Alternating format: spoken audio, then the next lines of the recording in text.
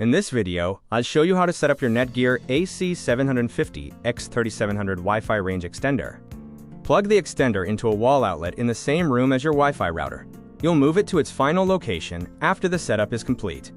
On your phone, open Wi-Fi settings and connect to the network named NETGEAR_EXT. Once you're connected, open any web browser and go to mywifiext.net. When the setup page opens, click New Extender Setup to begin.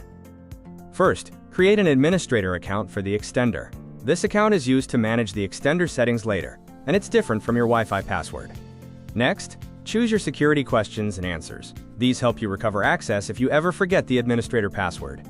If you're setting it up wirelessly, choose Wi-Fi Range Extender, then continue to scan for nearby Wi-Fi networks.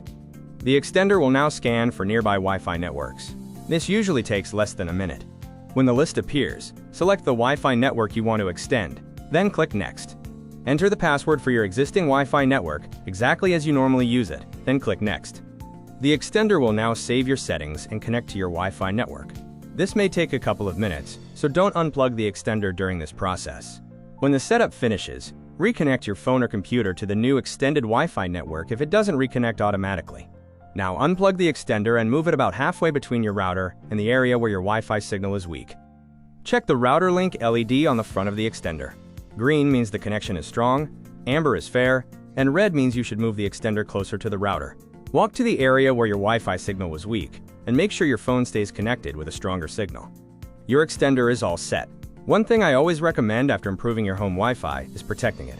A VPN helps keep your internet traffic private. If you're interested, I've left a link in the pinned comment below.